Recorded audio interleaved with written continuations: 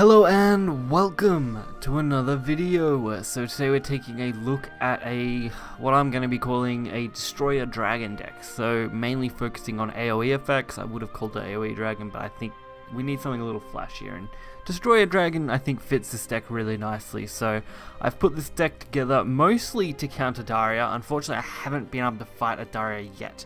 Although I've come up against a fair few aggro forest and this deck has done surprisingly well, so I thought that would be really cool to show off.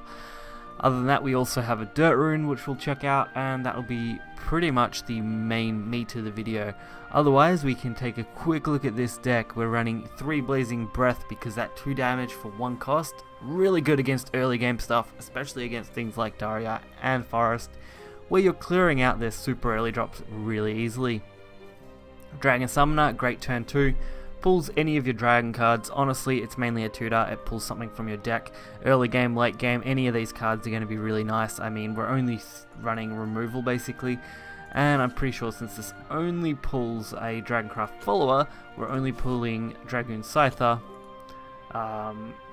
Frenzied Drake, Sybil, Dragon Warrior. All cards that are super good, super consistent. The only real risk would be drawing Frenzied Drake super early, but everything else super early is actually really good, so I think that's fine. Dragon Warrior I'm a little iffy on. I haven't used it quite as well as I would like to, but it is really solid. I mean, in a Daria matchup I can see where it would have really good value. I am probably going to remove Dragon Rend Quake. Don't enjoy that card as much as I was hoping. Good in the Forest matchup, because the 1 damage does clear most things, but we've got other cards that can also do that, so I'm thinking maybe a couple of Suck Wheels just so I can take advantage of the early Israfil, or just in general combo it off with the Bahamut, but mostly just run a couple of Suck Wheels to go with the Israfil. That way we have 2 of each and we can actually get that 2 damage clear just a little bit easier. Everything else is literally AoE orientated, so Conflag, Breath, the Dragon Quake, which I talked about a second ago, the Israfil, the Bahamut, the Frenzied Drake. Other than that, we have a little bit of ramp with the Sybils and the Draconic, which works both as our healing and our draw power cards for turn 5. And other than that, I put 3 Pure Hearted Singers in here, just so I could have that little bit of extra draw, because that's really what this deck was lacking, just that little bit of draw that it needed. So we'll get right into the video and check out the games. So first up, we're going to take a look at an Aggro Forest matchup. Aggro Forest seems to be probably the most awkward match, I would say, honestly. While I seem to be favoured, at least in my testing so far, it's always reasonably close, and if they are playing Elephant instead of just straight out Aggro Forest, Elephant will absolutely cremate this deck. Like, it will absolutely stomp on me, and I have no chance of recovery. Otherwise, if it's just an outright aggro forest, usually you can deal with that quite effectively, as you have got things like I said, Blazing Breath, the Pure Hearted Singers, all cards that work really well against them because they do have a nice health line and a nice attack line. Other than that, Sybil works really good for the heals as well, so you're negating a lot of their damage, which works out in your favour. And Dragon Warrior can easily ping off a couple of reasonable drops, which is always nice to see. As mentioned, Elephant not fun to verse. Aggro Forest, pretty easy to beat if you just plan out your turns a little bit. So I do decide to Breath the Salamander this turn, killing both. Oh, sorry, killing one. I do decide to hold on to the other Breath because I do have Dragon Warrior coming up next turn, so I'm not too worried. But you do want to mitigate as much damage as you can as early as you can without sacrificing too much of your AoE damage that you're probably going to need later in the game. And Lucky Israfil kind of does that job for me. Israfil is great, especially if you do hold on to Evolve until late game. Sometimes you can't do that, but turns that you can, the amount of value you can get for a 4 heal and a board clear and some damage to the face, along with throwing something so big onto the board, is really hard for a lot of the decks to deal with. Especially since this deck in particular just played 1 Insect Lord and a 2nd Insect Lord, meaning they've just lost 2 of their probably biggest follower removals in the deck.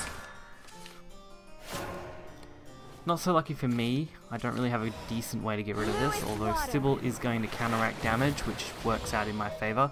Do decide to continually hold on to that play point, don't want to waste it yet, and everything else I am not too worried about playing yet. I mean, we have Conflag, which, honestly, amazing card, especially against Daria. I can see why people are really popular with that card. Being able to deal 4 damage to everything, including your own stuff, not so great, but being able to clear out an entire Daria board with a single card is amazing. So we do end up getting the Salamander off here. I couldn't think of any other better way to deal with it. I didn't really want to waste the Conflag yet, because that 4 damage could be quite valuable against some bigger threats. Especially things like Emperor here. This is where I normally use Conflag because it's an AoE effect. It does deal with Emperor really effectively. Although I do end up using Bahamut instead, because knowing what Aggro Forest has, they're not going to be able to remove Bahamut very easily. So just a little bit more value than Conflag, and I can also just use it next turn. So I wasn't too worried about it overall. Although they do manage to deal some severe damage to this Bahamut. I mean, using double Airbound Barrage to remove this, plus probably summoning the Fairy Whispers again for the Evolve summon. Ugh, it's gotta feel bad. You've just wasted 3 cards to remove 1. While at the same time absolutely flooding your hand with fairies. I guess the Fairy Flood works out in your favour, especially if you go for some like Fairy Driver combo. But not going to be much overall help, especially since I did use this turn to heal a little bit and just ping a little damage to their face. And now we have double Israfil, so we can actually heal up to 8 damage. And the Fairy Driver does come down in the end. Make yourself useful. The potential for that Fairy Driver damage isn't that high. I mean, they can deal 8 because they have no evolves, so that's not too bad at all. I mean, if they wanted to and they played the extra fairy, they could have removed this 2-2, but lucky for me, they do just decide to send every single one of these fairies to the face, and I can negate half of the damage they just dealt me with an Israfil on its own. So if I drop this Israfil, I clear out their entire board with this Evolve. We get 4 damage to their face total this turn, and I've got a really strong follower. I honestly should have sent the Blazing Breath to the 3-3. That way Israfil would have taken 0 damage, but this worked out all the same, giving me a complete clear and damage to their face. So I'm really happy with how that played out. So much so that they ended up conceding. Couldn't ask for a much better setup. Next we have a Rune matchup. So this is the Dirt Rune matchup that I spoke about at the start of the video. Dirt Rune was a little bit of an iffy matchup. I mean, for the most part it's not too bad, as long as they don't go full on aggressive at the start of the game and you have a couple of things to deal with their board. Usually you'll be okay. You can afford to take a little bit of damage against Dirt, just because they don't tend to have the massive amounts of push that they would need to really deal with you. The only real decks I can see this deck absolutely struggling against is probably Haven, just because Haven has such high statted followers and can stick things pretty well, especially like Argus once they get into the late game. And this deck does tend to be favoured in the late game more than the early game. Honestly, it's definitely more of a control oriented deck where the win condition is basically to grind out your opponent with threats until you finally overpower their entire hand and basically just go for wins from there.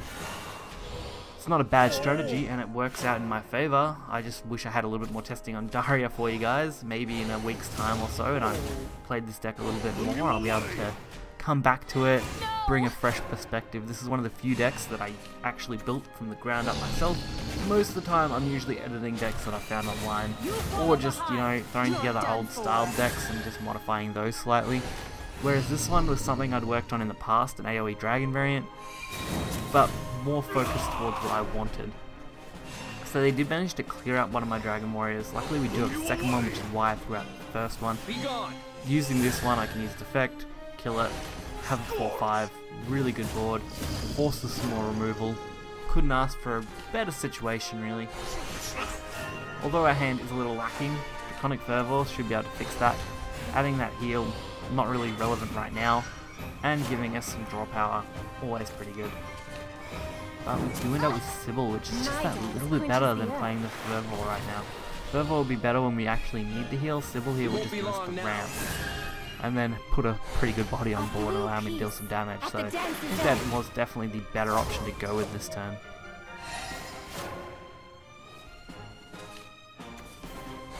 Opponent just floods their board with Earthrights. Not too bad. I mean, there's not much they can really do against me. They do go for Grand Summoning, which is a little frustrating. have to deal with, but Blazing Breath will take out this entire thing, no problem. If they do decide to trade, not too concerning at all. So Blazing Breath absolutely destroys this. With Dragoon Scyther, with playing it, we're going to get the extra 2 damage, so that's 7, they'll be on 9. Putting them as low as we can, as quick as we can, while keeping our own health high, really important in any rune matchup. And the amount of healing we've actually got is quite surprising considering this deck. We've actually got 3 healing sources, and all of them are really good. They do go for that Master Mage though. Ugh. Master Mage, nightmare to deal with, especially when I don't have anything to ping it off the board. If I could, I probably wouldn't be so worried, but unfortunately I don't. And I don't want to play Bahamut yet. I would much rather just kind of use this Sybil as a battering ram and hope that they either trade into it or do something else. Now that we've got what we've got here though, I should be okay. Bahamut would rather come down on at least 2 followers over 1, especially against Dirt Rune where their follower counts aren't usually super high, so normally once you deal with a couple of their followers, they can't really come back from that very easily. So I do go for damage to the face, and luckily drawing that Draconic allowed me to use Frenzied for 1 damage, which is great because it means my Sybil survives. I clear out the 6-1, which means I'm not taking any more major damage, and they're forced to respond, which they do. They go for the Mutagenic Bolt, leaving me with a couple of Flaming Rats. Damn Flaming Rats, every time. At least this time, Flaming Rats are in my favour. I can very easily use the healing and some draw power. Luckily I draw into 2 cards for removal, which will deal with their board nicely, and I can set up my own damage, basically leaving them at 1 next turn if they don't deal with these rats at all. If these rats get to stay up, they'll only have 1 health. Luckily they do deal with the rats. Master Mage, not a great thing to have to use on the rats, but it works out in their favour. They are down to 2 cards, especially once they play this Earth Essence. So I think now's the time where Bahamut is actually a really good drop. Clearing out a couple of followers, now we've already seen 2 Master Mage Levi's, puts a 9/9 threat on the board and only leaves them 2 spots left open.